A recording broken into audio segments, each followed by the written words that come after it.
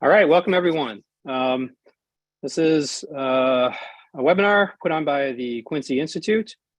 We're going to be overviewing the full range of issues that are confronting U.S. Secretary of State Antony Blinken as he arrives in China at the end of this week. This will be the first visit by a U.S. Secretary of State to China in nearly 5 years. So there's going to be a lot to talk about. Obviously, there has been a lot of talk between the two sides in recent years, but most of it has been intemperate, or at least an expression of grievances. There hasn't been a lot of comity or agreement or cooperation in recent years. And today we're going to talk about why that is, where the key issues of tension in the U.S.-China relationship are that will undoubtedly be a central topic of conversation as Secretary of State Blinken is in Beijing. We will also be talking about the possibilities to resolve, or at least to limit the damage done by those tensions. And this is something that both sides seem to be looking for. President Xi Jinping and President Joe Biden met at the G20 summit in Bali last November. They noticeably reduced the heat of their rhetoric, and they expressed a desire to avoid real conflict and to come to agreement, or at least to limit the disagreements that have been confounding the relationship in recent years. So today, I'd like to welcome our guests to discuss these issues. We have, hopefully, we will have 3 guests. Our third guest has not come on yet. So I will introduce our first 2, and we will get started. So thanks everyone for coming. First, we have Michael Swaine, who will be discussing the points of military tension in the U.S.-China relationship. Michael is a senior research fellow at the Quincy Institute's East Asia program. He is a prolific author. I'd like to draw attention to 2 recent reports that he wrote. First, a restraint recipe for America's Asian alliances and security partnerships, which he co-authored with Sarang Shador. And second, the worsening Taiwan imbroglio, an urgent need for effective crisis management. Both of those are available on the Quincy website if you'd like to follow up. But Michael has many years of experience in U.S.-China security and military issues, and we'll be drawing upon all of that today. Second, I want to welcome as well Michael Davidson. Michael is an assistant professor at University of California, San Diego School of Global Policy and Strategy, as well as at the Jacobs School of Engineering, where his research focuses on the engineering implications and institutional conflicts inherent in deploying renewable energy at scale.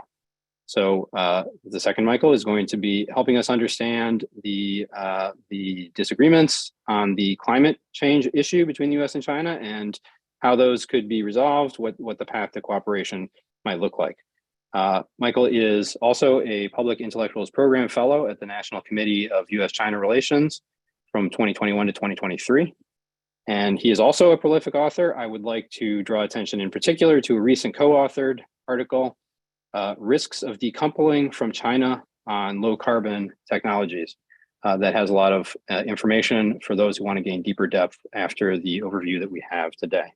Hopefully our third panelist, Kendra Schaefer will be able to join us shortly, and I will introduce her when she arrives. Okay, so let's get started. I want to kind of structure this conversation to first understand the nature of the conflicts that have been bedeviling the relationship, to second, understand what the dangers might be if these conflicts continue to get worse, if the promising opening at the Bali summit does not produce fruit. And then third, what the path out of these conflicts might be, what possibilities for negotiating an agreement to limit tensions, what kinds of guardrails might be put on these conflicts, and then potentially what kinds of cooperation the US and China could pursue. So let's begin with that first question to Michael Swaine. I'll address this to you. So this is about the military tensions that have really intensified over the last few years. And even to the point, for the first time, I think it's fair to say, for the first time in 60 years, war between the US and China seems to be a real possibility. And even a few years ago, that seemed almost inconceivable. So could you walk us through what is the nature of the tensions that have brought us to this point? Great. Well, thank you very much, Jake. And it's a pleasure to be involved in this webinar with Quincy, with Michael and hopefully with Kendra. You're right. I think there is a situation here where for the first time in a very long time, the United States could contemplate the possibility of military conflict with China. In my view, there are just two types of contingencies, however, that could result in conflict. But they're very important. First and foremost is Taiwan, of course. And the second would be an escalating clash over issues in the South China Sea. Now, both of these dangers result from a larger context, which includes a deepening Sino-US strategic competition, which is linked to the power transition in Asia, in which China obviously is rising as a much more important, powerful, influential nation in the region. And secondly, the high stakes involved in both of these issues, arising from, on the one hand, Chinese nationalist views linked to issues of territorial sovereignty, which are relevant in both cases, as well as for the US, great power views linked to American credibility as a reliable security partner and a protector or guarantor in some ways of Asian security, at least along the Asian littoral in maritime Asia. Both of these sovereignty issues, credibility issues involve or have created a security dilemma, what's called a security dilemma between the US and China. An ever stronger China seeks to prevent what it perceives as US threats to its claims to sovereign authority over Taiwan and the South China Sea. And a relatively weaker US seeks to defend its commitment to peace and security and its historically dominant position in Asia by ever greater efforts to deter China from employing force to resolve the Taiwan and the South China disputes in its favor. So, in a larger context of growing distrust over the overall motives of the other side, in which China sees the US as supposedly trying to weaken and contain China, the US sees China supposedly trying to achieve dominance in Asia. In this sort of context, and given these issues, both sides have increasingly relied on deterrence, particularly military deterrence, over forms of reassurance to avert what they regard as worst case outcomes: loss of the sovereignty claims for China, loss of American credibility. And this has created a vicious cycle that is generating incipient arms racing between China and the United States, and a growing sense of the inevitability of conflict over what are the other of these issues, and particularly Taiwan. Taiwan by far is the most important because of its historical nationalist relevance for China and the long-standing formal nature of US support for Taiwan's security, albeit limited. And due to the fact that public opposition on Taiwan to any type of political association with China has grown rapidly in the last decade. So all of these factors make the Taiwan situation particularly dangerous as both sides engage in this interactive vicious cycle of deterrence with little in the way of really credible reassurance. I think that is overall the primary source of the kind of potential for conflict we see today between China and the United States. Excellent. Thank you, Michael. Michael Davidson, we'll turn to you. I want to bring climate into this. Climate is one of the few areas that leaders in both countries, as well as most other countries and most outside observers, have signaled a hope that the US and China might be able to work together. But less noticed, the two countries are also divided even on responding to this sort of a shared threat. Can you explain what the disagreements are and why it is that cooperation seems to have proven so difficult between the US and China? Yeah, and thanks again for the invitation. It's a pleasure to speak with you all today about this important topic. I think foremost, the biggest challenge facing climate change cooperation between US and China is the broader US-China relationship, which has become more confrontational and acrimonious. Now, specifically related to climate change, you see internationally that the US and China are now engaged in a soft war battle over climate change, with the Chinese side through the Belt and Road Initiative and through South-South cooperation, trying to win friends and allies, and the U.S. Similarly trying to win over friends and allies in the developing world through the Build Back Better World campaign and others. So we see that there's increasingly this contest over who's going to be helping out the developing world to take on climate change action. I think there's also some different perspectives on the role of climate in the bilateral relationship. I think the U.S. side has pretty consistently viewed climate change as a silo, an area that could be continued in cooperation even as the rest of the relationship becomes more contentious. And I think that that viewpoint comes with a perception that any broader cooperation on climate change involves some kind of concessions to China in other non-climate areas. On the Chinese side, they view this as more of a holistic relationship. State Councilor Wang Yi said very famously that climate change couldn't be an oasis in an otherwise desertifying relationship. And so the Chinese don't see this as an area that can just be siloed off from the rest of the relationship. And I think those are very fundamentally different perspectives on the bilateral relationship.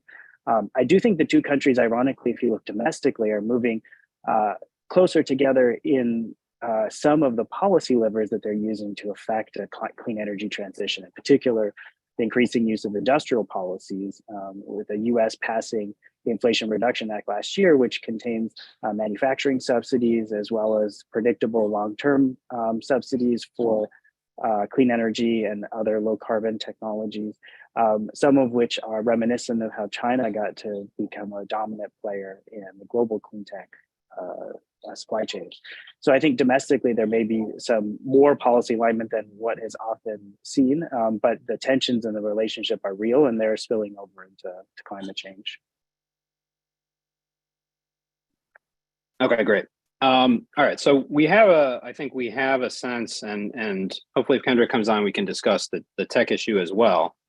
But even just from what the two Michaels have already told us, it seems clear that the relationship has sort of run into a wall in recent years. Secretary of State Blinken hopes to make some progress working out some of these issues. But the next set of questions I want to raise is what happens if he fails? Because it's important to consider not just the possibilities for improving the relationship, but also how urgent it is, what the risks are if we fail to, and that will shape decision-making about what kinds of concessions or what kinds of priorities to place in the talks that will be happening in Beijing. So we'll start, Michael Swaine, with you on the military side. As you kind of indicated in your first response, there seems to be a kind of increasing fatalism on both sides, that some sort of armed conflict might be on the way. And I think increasingly a lot of people feel like it's almost inevitable. But one thing that is kind of missing in the discussions of this are the real human consequences. Or the consequences for different social groups, for the national interest on both sides. What are the real consequences of such a war? Though that is something that has not gained a lot of discussion, and that in turn has caused, I think, this issue to lose some of the urgency that it would have to motivate the two sides to find a modus vivendi. So, could you reflect for a moment just on what the outcomes of a war between the U.S. and China might be? Sure. They're not good.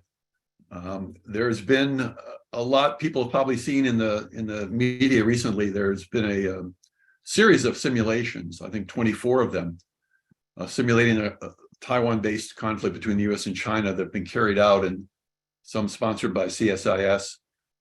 We carried out a couple of simulations at Quincy as part of our active denial report that was published a couple of years ago.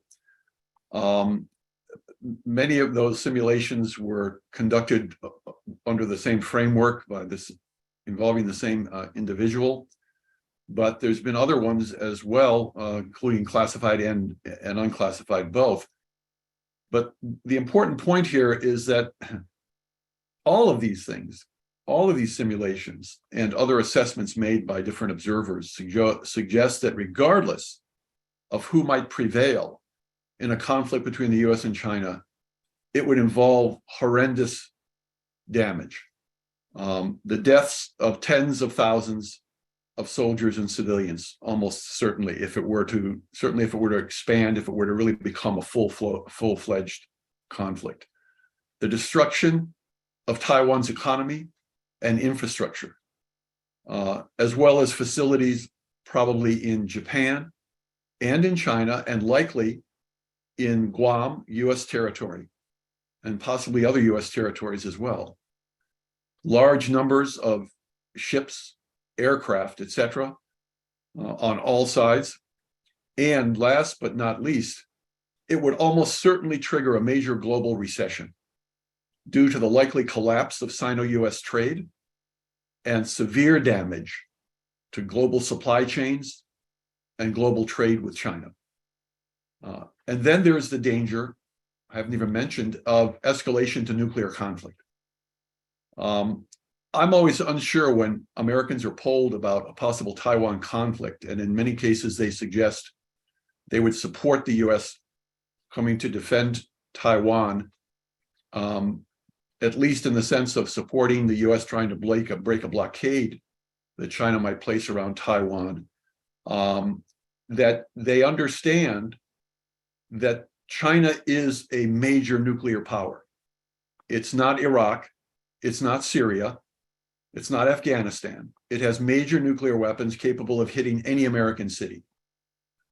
So you have the danger in a full-fledged US-China conventional conflict that one or both sides could resort to nuclear signaling of some kind to prevent what they would regard as a humiliating defeat in such a contest, and that this signaling gets out of hand. Now we can all say, oh, there are safeguards. We never say no, that would never happen. We can't assume that. And the fact that these are both nuclear powers, that the stakes are relatively high, and there's room for miscalculation and poor signaling, we can't discount that. So paradoxically, however, the severe dangers of a Taiwan conflict incline many analysts, including some US politicians and some on the Chinese side, to rely even more heavily on military deterrence.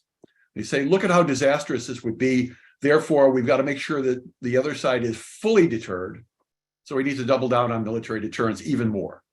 The problem with that, as I wrote recently in an article I wrote for The Diplomat, is that this alone, relying on military deterrence, will prove inadequate to prevent conflict in the absence of credible political assurances regarding the observance of each side's red lines. And I'm sure we'll talk about that a little bit more later, but I'll stop there. Thanks.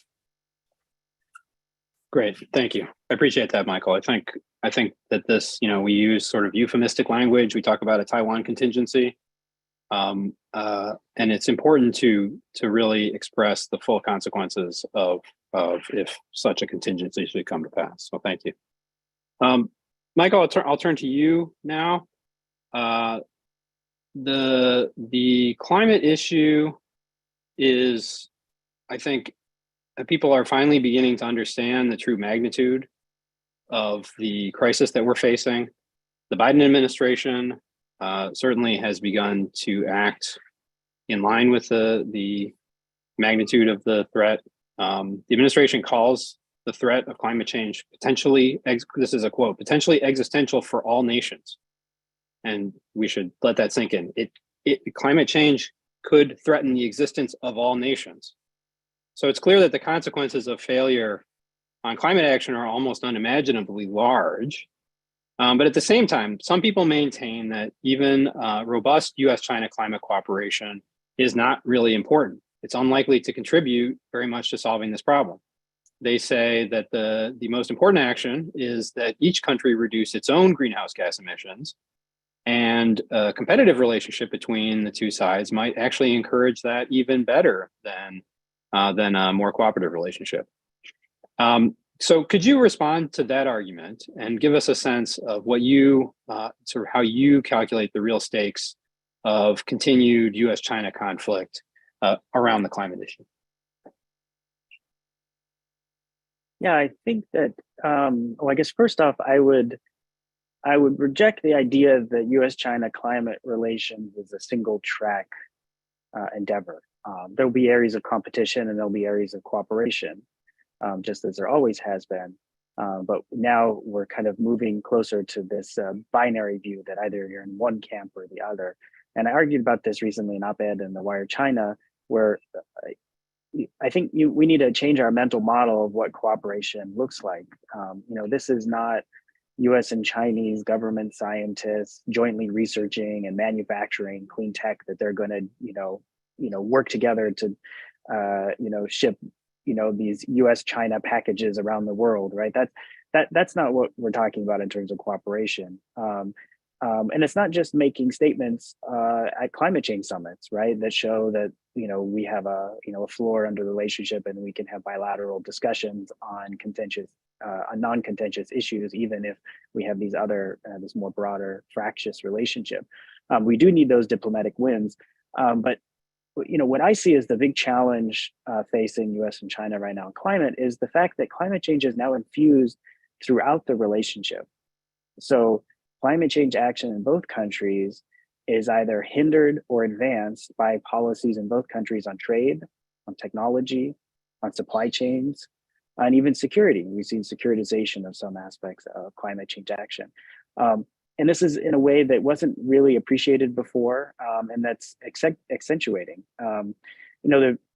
If we look at more tangibly what that would mean, real threats to continuing emission reductions in both countries could come from maintaining and enhancing existing trade restrictions that exist that make clean tech more expensive, for example, for US consumers, and also put a lot of deployment and installation jobs at risk in the US. Further restrictions on scientific and research engagement between universities, other academic institutions.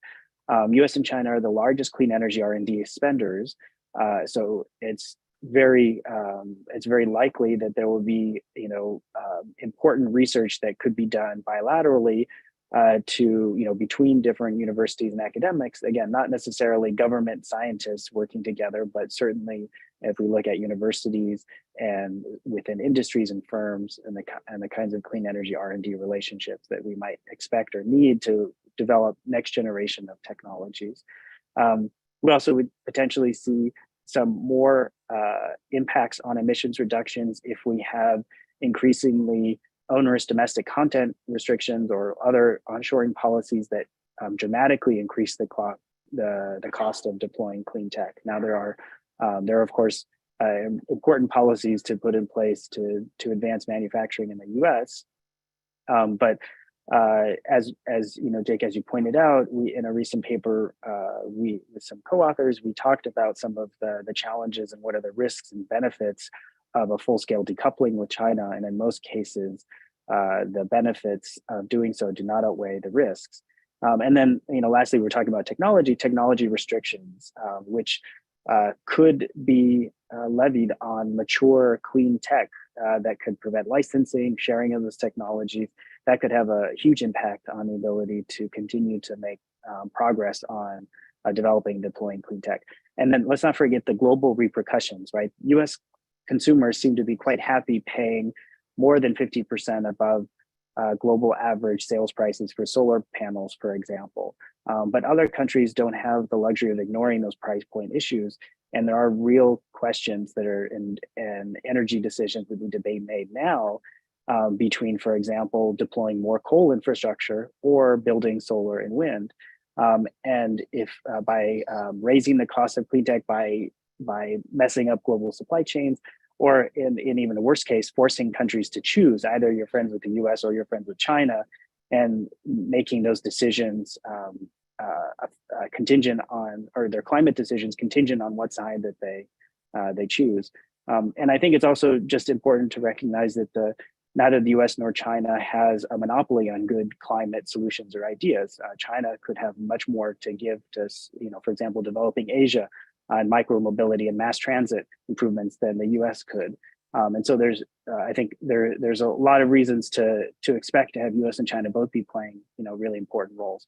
And then I'll just give a plug for another paper that We came out with John Helbleston and Gang He last fall in Nature, where we explored these tensions with solar panels in particular, whose costs have fallen dramatically, 90% over the last decade plus, in large part due to China's position.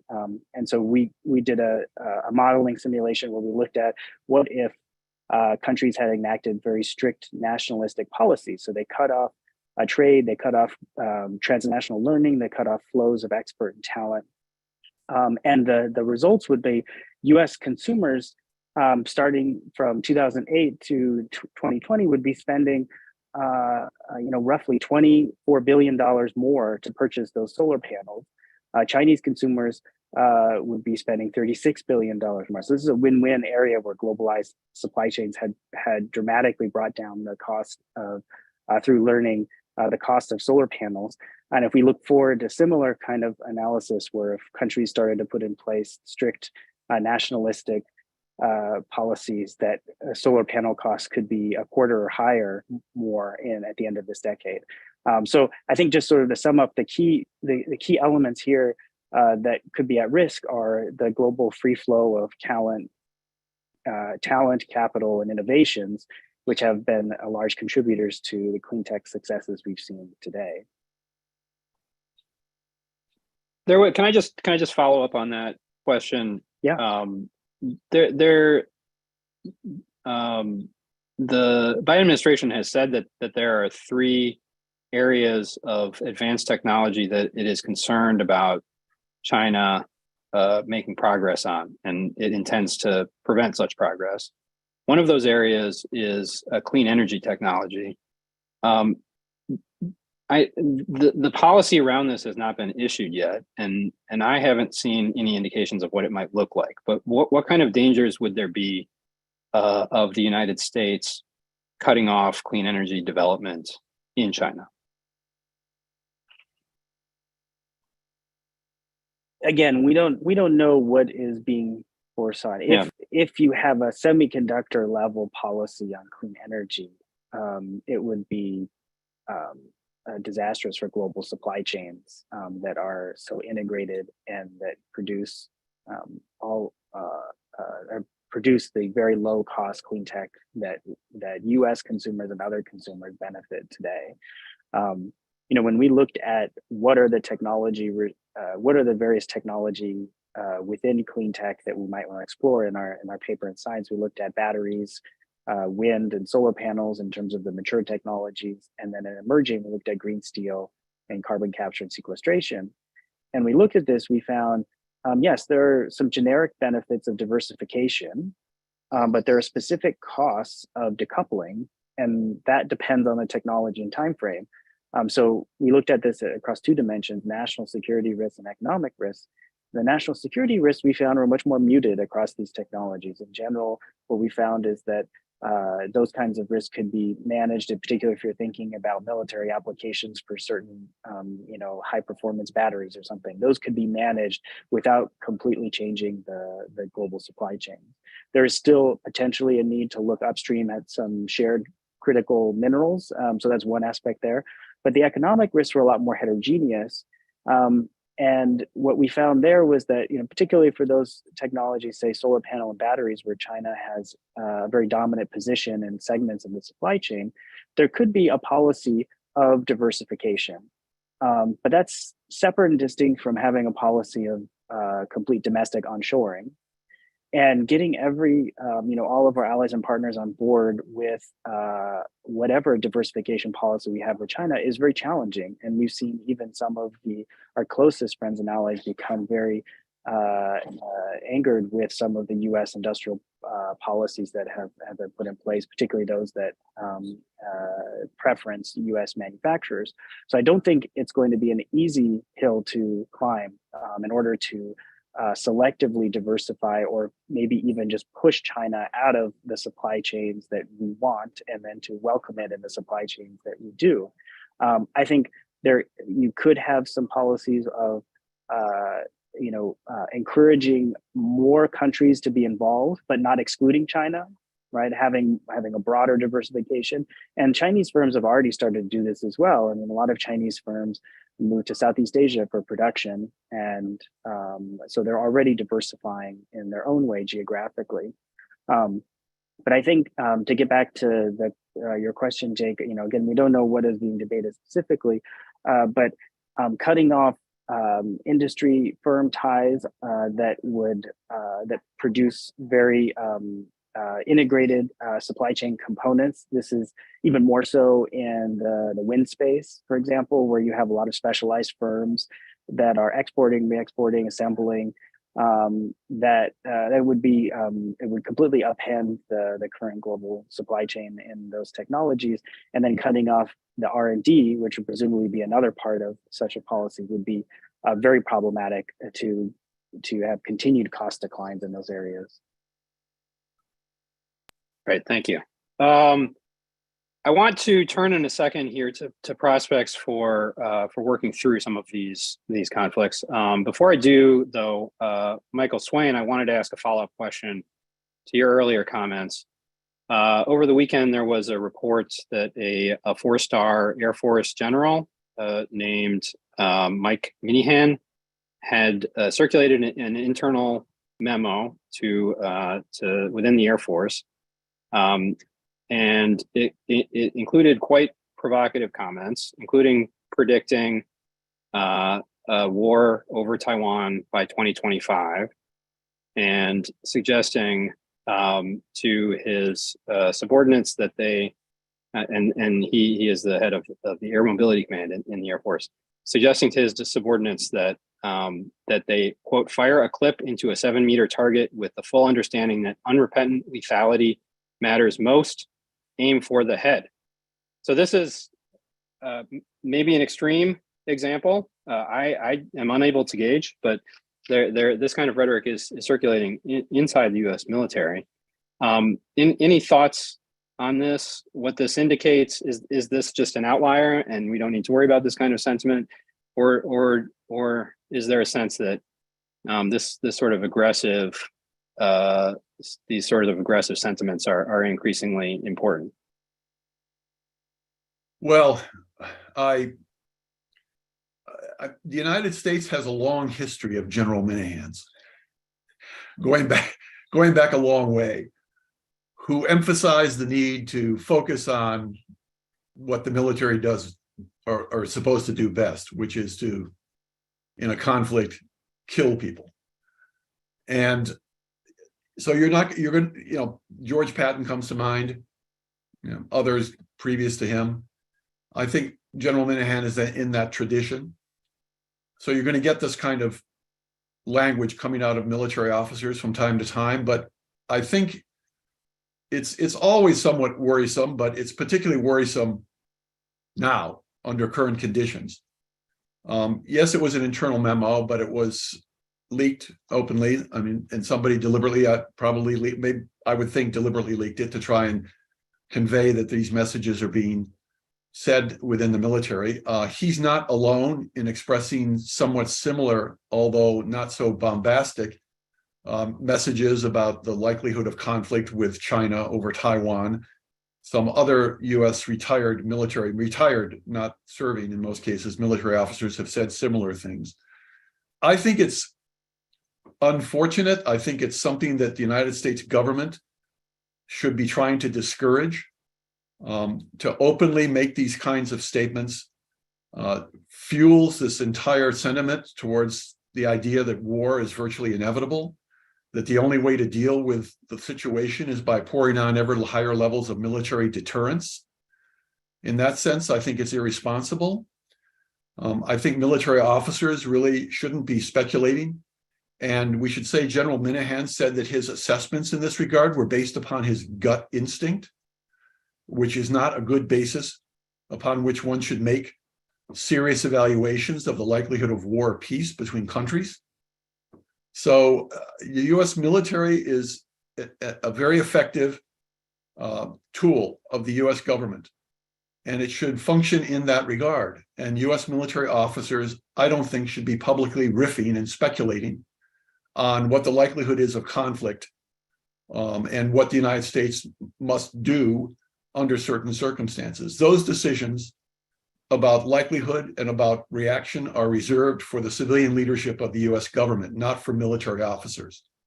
So I don't think it's their place to be making these kinds of comments.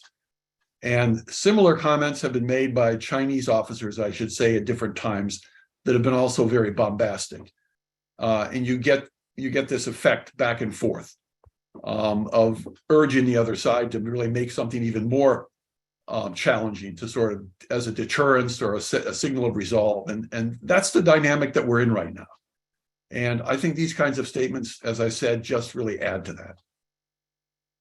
Yes, thank you. I think that's an important point. Sometimes these statements that of PLA affiliated figures at the various institutes or retired figures or whatever, they are extremely inflammatory statements, and sometimes they will get picked up and read as the official policy of the Chinese government. Right. I think that's a mistake, and it's important that the Chinese government or the Chinese public also not read something like these statements from Minahan in the same way. But the difficulty, the problem really is that in a context of really intense friction between the two countries, it's harder to limit the damage of explosive statements like that. If I could just add one thing, Jake, which I think is very, very important. I've been told by somebody who should know that there is a significant disparity between the statements being made by people like General Minahan and some others about the likelihood of war, about China's intentions to go to war, etc., regarding Taiwan, and the assessments that are being made within the intelligence community of the US government. In other words, the US government's authoritative intelligence communities have not concluded that we're on the brink of war, that the Chinese have given up the possibility of peaceful unification at some point in the future, that they're preparing for conflict and they will conduct conflict just as soon as they feel ready militarily. None of that is being endorsed based upon the intelligence record of the United States. So there is a real gap here, a discrepancy between the public utterances of various individuals in and out of the US government and what's being evaluated within the intelligence community. And that is a dangerous situation, in my opinion. Yes, yeah. I think it's extremely important whenever we get into these discussions to appreciate that the Chinese government, the US government are not monolithic. It's all too easy to sort of apply a single view and say that this is what the government thinks. There's always these divisions and debates, and those debates are ongoing, and that means that they can go in a different direction in the future. And that sense of inevitability is mistaken, even if it does have real effects in the world on people's expectations and how they prepare for these things and the kinds of decisions they make about it. Right. All right, so hopefully that discussion was a little bit sobering. I want to turn now to prospects for working through some of these issues, for nurturing cooperation between the two sides. So I want to ask both of you if Tony Blinken called you up today, this afternoon, and said, "Look, guys, I'm going to Beijing soon. I don't know if you've heard, but I really want to fill out my agenda here. What are some of the sort of short-term initiatives that I could put on the table in Beijing to nurture the progress that we have made towards reducing tensions, that could have some real positive outcomes in the short term, that sort of advance us on this path of reducing tensions? And then thinking a little bit longer term over the next couple of years, what kinds of difficult choices are people like Tony Blinken going to have to make? And also on the Chinese side, Wang Yi and Qin Gang and Xi Jinping, the top foreign policy officials in the Chinese government, what kinds of difficult decisions are both sides going to have to make if they want to sustain an improved relationship and avoid some of the really scary possibilities that we've talked about? So I'll start with Michael Swaine. Oh, okay. Well, I would say that if I had Tony Blinken's ear for a while, I would say probably the first and most important thing would be skip all the initial windup that you've had in the past in your discussions with the Chinese about what they're doing that's so bad and so wrong, and references to trying to change the global order, and focus on specific problems and how best to try and keep them under control or try to remedy them in some cases, and on the process by which the two sides interact over very contentious issues. And first and foremost, I would say, Secretary Blinken, you really need to re-engage and address with the Chinese how to improve efforts at crisis prevention and crisis management. This has never been more important in this relationship, and it has been derailed most recently by the Chinese in response to Nancy Pelosi's trip to Taiwan. But it's also suffered from obstacles between the two sides in their understanding about what crisis management is or should be. The Chinese tend to see it as a way the United States uses to try and sort of neutralize an issue and allow the United States to keep on probing or provoking the Chinese, whereas the US sees it as a way of trying to avoid escalation in a conflict. There needs to be a serious, in-depth discussion going on, either at the track 1 or track 2 levels with feed into track 1, about how to improve crisis management between the two countries. It's not just a military to military issue. It is an issue that directly involves the perceptions, the signaling, the assumptions, the understandings of senior civilian leaders. And I've been involved in a long-standing crisis management project with a colleague at Harvard and with the Chinese, where we've revealed numerous types of misperceptions and problems in signaling that exist between the US and China that go well beyond just simply mill incidents at sea and avoiding that, and hotlines. So that's number one, I would say.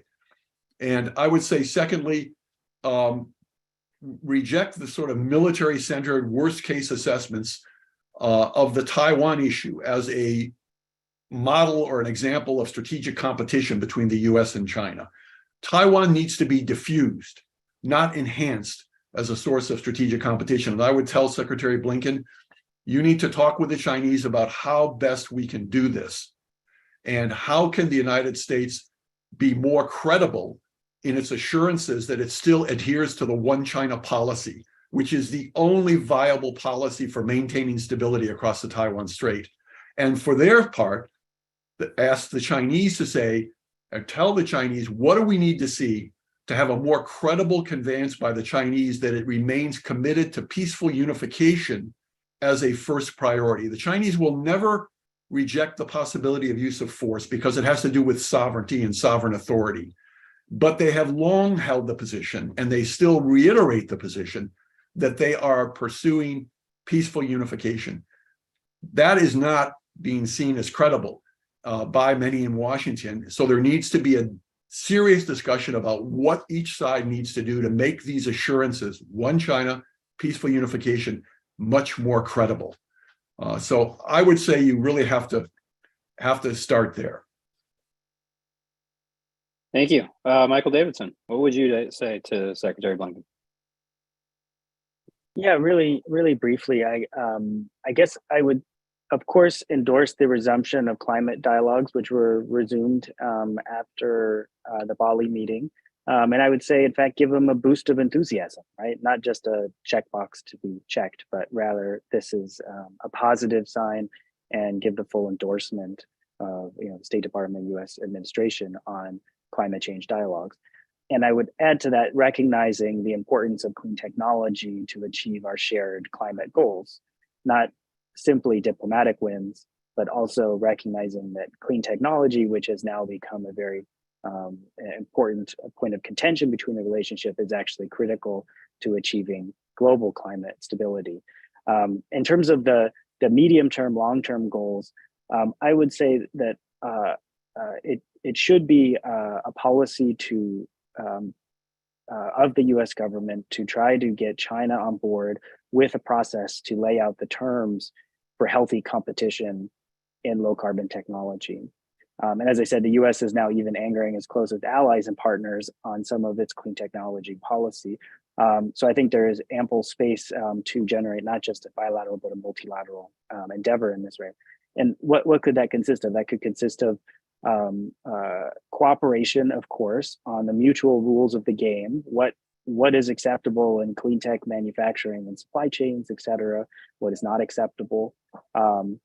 We came out with a report in 2021 from our climate and trade task force where we looked at some of these issues, and we had some policy recommendations related to, go for direct incentives, try to, reduce the amount of trade policies and trade restrictions if your goal is to try to stimulate new manufacturing, long-term policy certainty. And these are all elements that could be part of laying out healthy forms of competition in clean tech, low carbon technology. And then I think, one thing to recognize is that the US actually has a considerable amount of leverage currently on China to actually achieve these goals. And that's an important element. We want to think about both leverage as well as demonstrating some credible prospects for improvements in the relationship. Something Susan Thornton wrote in an op-ed, which I think was very insightful. Right now, we have leverage with China because of the trade war. And the US has not budged very much on that. And that actually puts the US in a good position to come to China and say, we want to set out this new framework for clean technology. Here's this trade war, and this gets you to the table. And I think the second part, which is a little bit harder at the current stage, is to create a credible prospect that when China engages on this, that there'll be an improvement in the relationship. I think that was easier to do before. I think that's harder to do now. But if you can somehow manage those two things, we could get China to the table, we could get other friends and allies to the table, and we could come up with a new model for how enlightened competition in clean technology could work for the betterment of the climate. Great, thank you both. I would like to, now we have a little bit of time to entertain some audience questions. I want to start with one from Rick Rona. Rick is asking about how we can trust the Chinese. So he says that part of the problem, in his opinion, is that the U.S. has not credibly backed up its threats, and as a result, China has sort of blown through the red lines or the lines that the U.S. has drawn on the South China Sea, on the one country, two systems, in Hong Kong that was largely overturned by the national security law after the protests in Hong Kong. I want to kind of widen this question a little bit more and just ask both of the panelists, what is required so that trust can be rebuilt on both sides? Like, what would be required for the U.S. to give the Chinese a sense of trust? What would the Chinese government need to do to give a sense to many, very suspicious Americans that whatever agreements they come to are just going to be violated, or they're going to find loopholes, they're going to work around they may abide by the letter of the agreement, but they won't abide by the spirit of the agreement. There's a really deep and important question here about trust on both sides, and how can that be rebuilt? Start with Michael Swaine.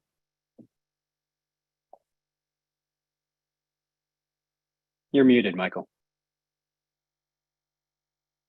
Sorry, I'm just saying, I'm someone who believes that trust is an important element of relations between countries, including great powers that have deep suspicion towards each other. Some people argue, well, you just operate on the basis of interests. You protect your interests and you don't worry about whether you trust the other side or not. If you can get their interests aligned in ways that will not create conflict or will not oppose your own interests, then that's fine. But I think that's not enough. You have to have a belief by each side that what the other says and does, they're actually going to follow through on. And we don't have that in sufficient levels right now. So the best way, I think, to do that, you can't assume that trust can be suddenly changed in some major overarching way, that China will fundamentally alter its behavior, therefore it will show to be more trustworthy. You have to start small. You have to start with small initiatives that are reasonably easy to initiate, reasonably easy to act on, and that really do have a way to be verified credibly. And I would say you have that in some areas of trade, some areas of unfair treatment in terms of companies that are operating within China, and unfair treatment in terms of or bad behavior in terms of certain types of high-tech technologies and cyber that goes on between the two countries. There are things that each country does behind the scenes that are very irritating. And they could send signals to the other that they're willing to suspend that behavior. And the other would be able to see that suspension and see that stopping. And that relates, as I say, to trade issues, tech issues, cyber issues.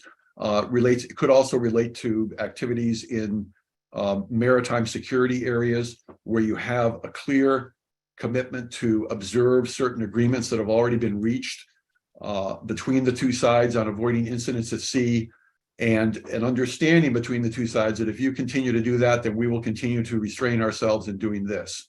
And then you see if the other side actually does do it, and then you respond to it. And if there is a lack of response, then you go back and say, okay, we haven't seen any response here now. If we don't see any response there, how can we believe that you're committed to this agreement? And then you've got to be very specific, and you've got to go back and say, we're quite willing to do X, Y, and Z. What do you need to have done in order to make you compliant on your side? And that kind of interaction that has to be really more or less continuous is not clearly, in my view, in the case in the U.S.-China relationship right now. So I think we really need to start that kind of a habit of identifying and then reacting and then verifying and then following up on the lack of verification or the verification. Great. Michael Davidson, do you have any thoughts on this? Can the climate issue I really be a point I for really trust building? appreciated.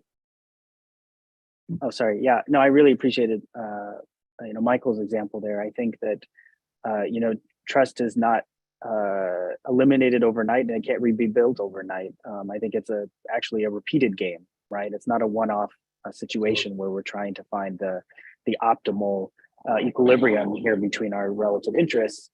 Over time, that repeated game can build up trust, and both sides can feel like they can engage in good faith efforts. I would say the example, thinking about trade and technology, I think that clean energy is a great example to start with, because it so far has not come under any serious technology restrictions. It does not implicate the same level of national security as the U.S. administration has said against semiconductors or AI or 5G, for example. And so I think it's less tenuous. It still has some security components, but it's less tenuous. And it's also an element where trade issues have come to the fore. And I think there is scope now to discuss how would healthy competition in clean energy technologies look between the U.S. and China, as well as other partners. And that could be in some sense a canary for how well these kinds of discussions can exist in the broader relationship. Right, thank you. There's also a couple of questions here about the Chinese relationship with Russia, in particular, of course, around the Ukraine war. This has generated a lot of anxiety and anger in the United States, the perception that China is supporting Russia in some way. Michael Swaine, do you have any thoughts on this? What are sort of the issues that Blinken will be raising here, and to what extent are these fears well grounded? Well, I think the issues that Blinken will raise will be to try to gain yet again clearer and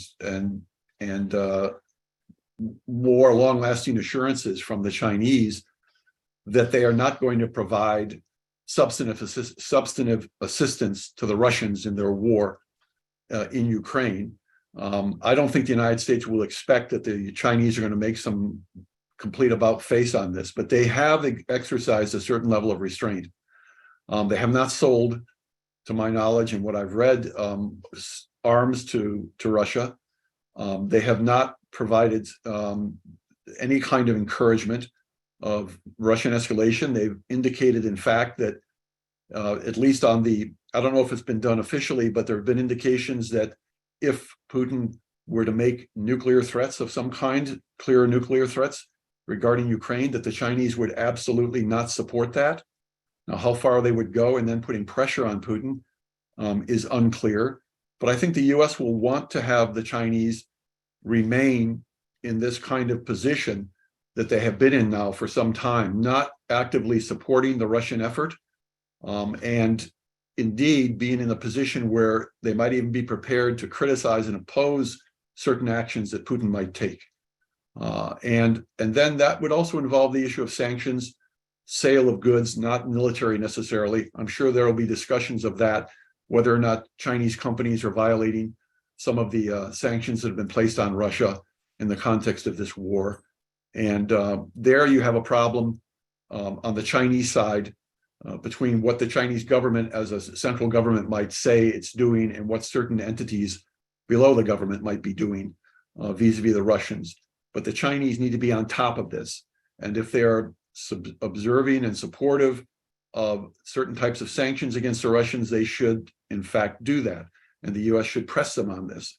So I think there'll be a lot to talk about in that regard, but I don't think it will be a hostile conversation on this topic, because the United States certainly wants to keep the Chinese, at the very least, where they are now. Excellent, thank you. We are running up against our time limit, so I want to thank both Michael Davidson and Michael Swaine for joining us today and for bringing their insights. My apologies that Kendra Schaefer was unable to join us, but I promise that we will. We are in a panel to focus on U.S.-China tech competition is in the works and will be coming along from the Quincy Institute in the next couple months. So hopefully she'll be able to join us for that panel, and I invite you all to come back then. I also want to mention that tomorrow, the Quincy Institute will be putting on a webinar on the climate crisis and Pakistan and what that means for the world. So this is obviously directly relevant to everything that we've been talking about in the US-China climate relationship. The US and China both have important relationships with Pakistan, and Pakistan is emerging as one of the hardest hit countries due to the climate crisis, despite its very marginal contribution to the crisis. So I encourage everyone to join us for that tomorrow morning at 10 a.m. Eastern time. Thank you all for joining us. Let's hope for successful talks in Beijing at the end of this week. Thanks again to Michael Davidson and Michael Swaine, and I wish everyone a good day. Thank you, Jake. Thank you.